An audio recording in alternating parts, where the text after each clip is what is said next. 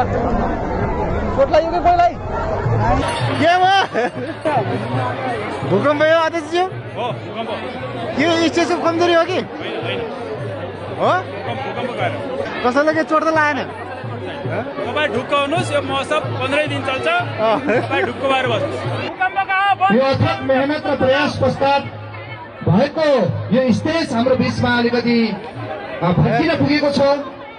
यहाँ स्टेजमा रहनुभएका सम्पूर्ण महानुभावहरू कसैलाई केही भएको छैन। सबै यथास्थानमा बस्दिनको लागि हार्दिक अनुरोध गर्न चाहन्छु। तपाईँहरू नआत्तिनुहोस्, तर तपाईँहरू पनि सजग रहनुहोस्। बेला बेलामा भूकम्प जाने, यसबाट क्षति हुने हो नेपाललाई धेरै समयदेखि ठूलो क्षति पुर्याउने वातावरण भइरहेको छ। यसबाट जोगिनको लागि पनि आम उपस्थित महानुभावहरूलाई हृदयदेखि नै एकदमै तपाईँहरूलाई आभार। तपाईँहरूलाई चाहिँ यो सूचना जारी गर्न चाहन्छु।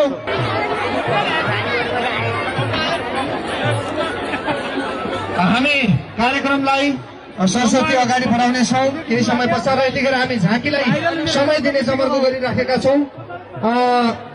यतिखेर फेरि पनि हाम्रो रुकुम पूर्वको अरू ठाउँहरूमा पनि भूकम्प गएकै होला, तर रुकुम पूर्वमा पनि फेरि भूकम्पले हामीलाई सतायो। फेरि तपाईँहरू सुरक्षित रहनुहोस्। पारी पिङको छेउछाउमा रहनुभएका अलि ठुलो चिज वस्तुहरूको चाहिँ तल बस्नुभएका महानुभावहरूलाई भूकम्पदेखि अलिकति जोगिनको लागि म यहाँहरूलाई अनुरोध गर्न चाहन्छु।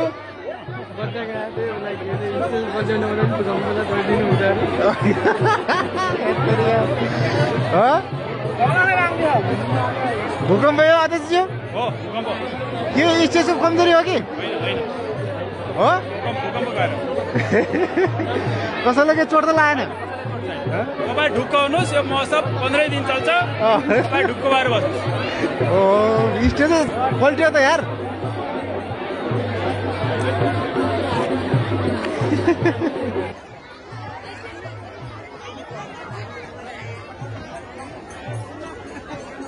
हामी कार्यक्रमलाई सरस्वती अगाडि बढाउनेछौँ। केही समय पश्चात यतिखेर हामी झाँकीलाई समय दिने जमर्को गरिराखेका छौँ। यतिखेर फेरि पनि हाम्रो रुकुम पूर्वको अरू ठाउँहरूमा पनि भूकम्प गएकै होला, तर रुकुम पूर्वमा पनि फेरि भूकम्पले हामीलाई सतायो। फेरि तपाईँहरू सुरक्षित रहनुहोस्। पारी पिङको छेउछाउमा रहनुभएका अलि ठुलो चिज वस्तुहरूको चाहिँ तल बस्नुभएका महानुभावहरूलाई भूकम्पदेखि अलिकति जोगिनको लागि म यहाँहरूलाई अनुरोध गर्न चाहन्छु।